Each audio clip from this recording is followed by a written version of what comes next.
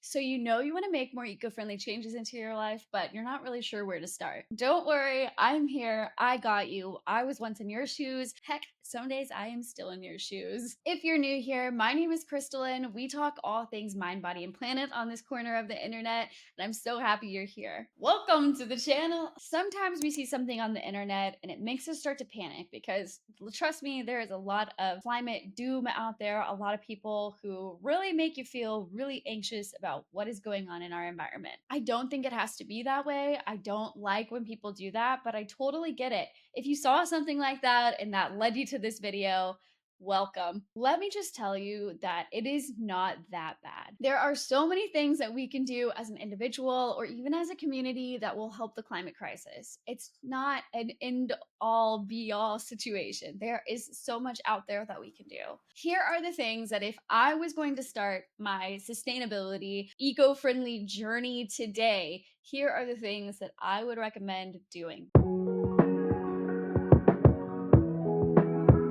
The first thing I would do is take a deep breath. There is a lot out there. It is so easy to get overwhelmed, but pushing yourself to become more educated and to learn more is definitely one of the first things I would do.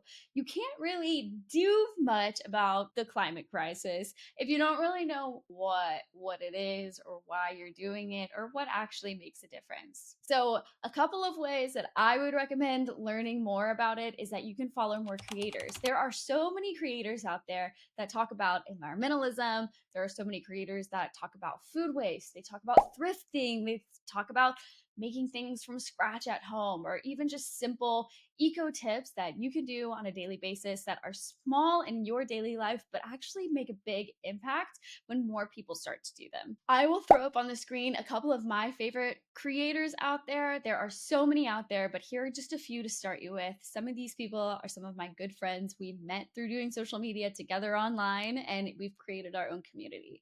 Other ways that you can learn is you can read books. I know not everybody is going to be a book reader, but if that is you, there are a lot of books out there that talk about whatever's happening in the climate, from economics to science to food waste to cookbooks to use parts of food that you wouldn't traditionally or typically eat.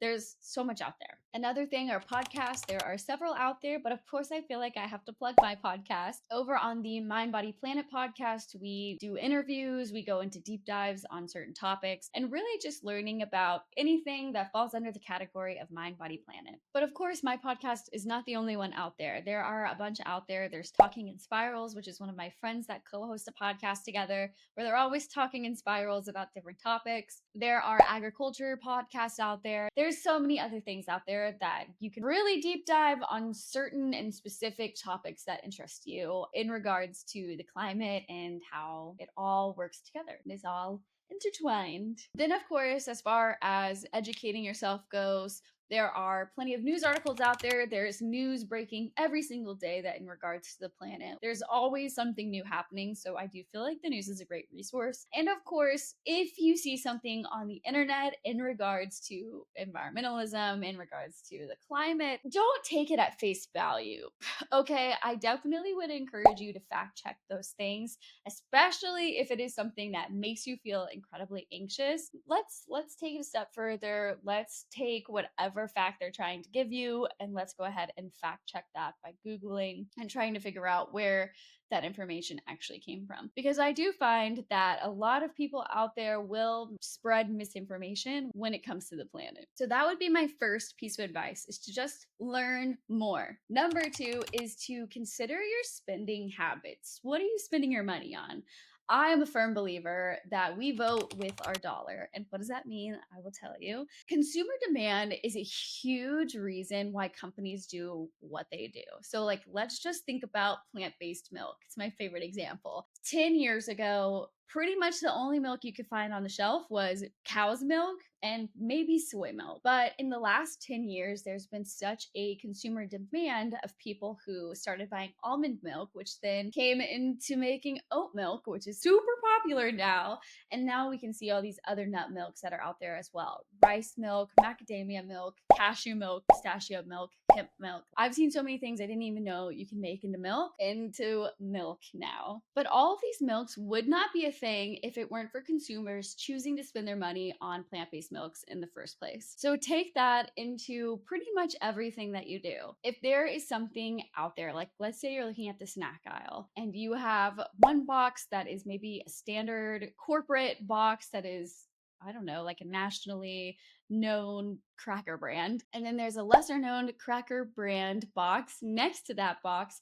And maybe the lesser known one talks about how they harvest sustainably, or they harvest or they source their cracker ingredients from a regenerative agriculture farm. Consider where you're going to spend your money. If you're able to afford it, assuming that these are around the same cost, support the brands that give back to the environment, support the brands that source sustainably, or they have organic ingredients. Choose the brands that represent the values that you believe in as well. Because the more people that do that, the bigger of an impact companies will do to continue to move in that direction as well. As far as other spending habits, think about clothes. If you are constantly someone who likes to buy a new wardrobe for every season, I'm not necessarily telling you to stop doing that, because I know that's hard. If that is the habit that you're in, it's going to be really hard to break that habit.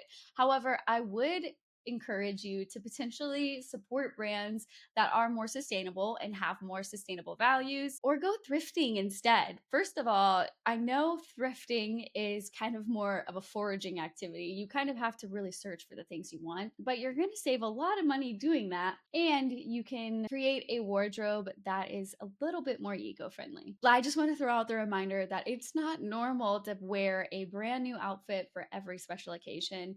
It is totally normal to rewear clothes. Okay. I don't know why or when that became a thing that you always have to wear a new dress for a special occasion or a new outfit for first day of school or whatever it is. It's not needed. It's not necessary. No one will remember what you wore last first day of school. Okay. No one remembers that stuff. Also, on the note of spending, consider your impulse purchases. One way that I like to prevent any sort of impulse purchases is waiting 7 days before I actually buy whatever I think I want. So if I'm in Target, for example, and I see a pair of shoes that might be on sale or maybe cute or maybe they're trending at the moment, instead of just taking them and putting them in my cart without a second thought, I actually give myself 7 days to make sure that I actually want that product.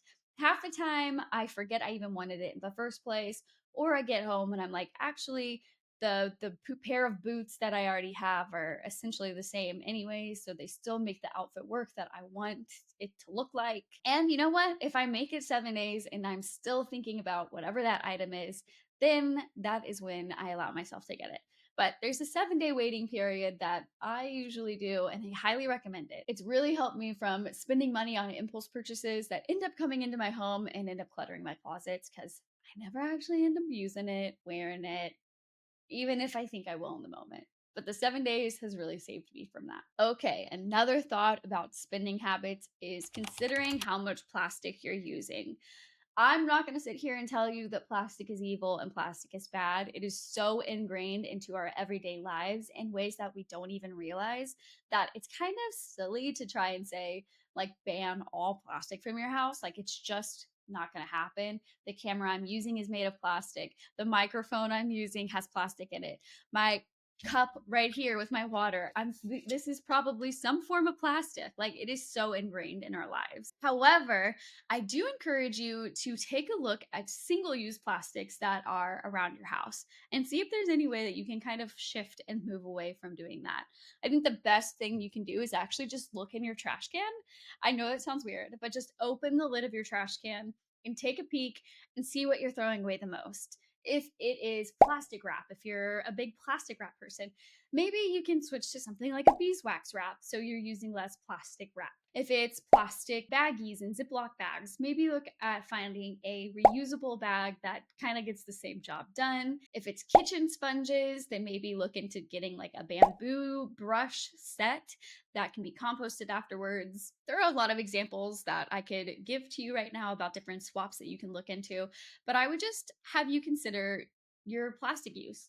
Where are places in your life that you're able to cut out a little bit more plastic? Last but not least, if you are starting your sustainability journey like today, This is my third piece of advice that I would give you, and that is just to support your community. You can support your community in so many ways, from joining clubs, a community garden, to just shopping local whenever you choose to go shopping, supporting your local farmers markets instead of going to big corporate places, supporting your community by going to community parks, to going to libraries, to volunteering for people in your community who need a little extra help. Being a part of your community allows you to not only meet some super cool people, but it also allows you to kind of see the environment that you're living in and to really experience it and appreciate it on another level. It's so easy to be caught up in social media and to really feel like sucked into an internet and online world. So I encourage you to take a step back from the internet world and actually experience the physical, real world and see how that kind of shifts your perspective and gives you a little bit more appreciation for the things around you. Personally, I mean, for me, it gives me a little bit more motivation to live a little bit more eco-friendly. Then, of course, on the community section of this, I would be silly if I didn't mention voting. I know we just had the presidential election, but it does not stop just there. Your local community has voting sessions every single year. Yes, every year, not just the major one that comes around every 4 years. And often your local voting is what directly impacts your life because it's directly involved in your local community. So do not forget to do your local elections, to research before you go there so you know exactly what you're voting for. That is my advice. If you woke up and you wanted to figure out how you as an individual can make more of an impact in your local life, community, and the environment. But to put it in big, vague terms, use what you have. Allow yourself to be imperfect and find what works for you. It's as simple as that. You don't have to do everything to 100% overnight.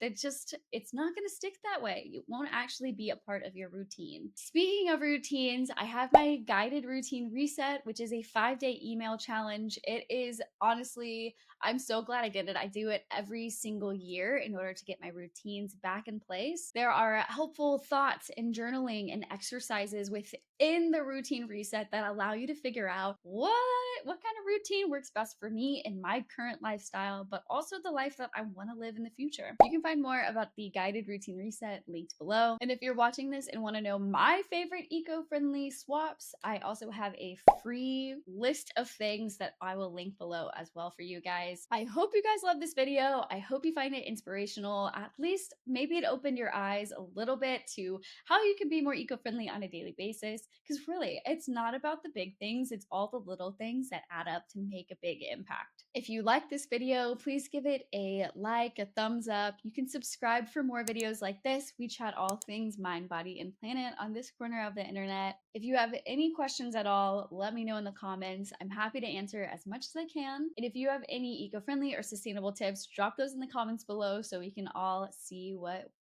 we should be doing, you know? Thanks so much for watching, and I will see you guys next time. Bye!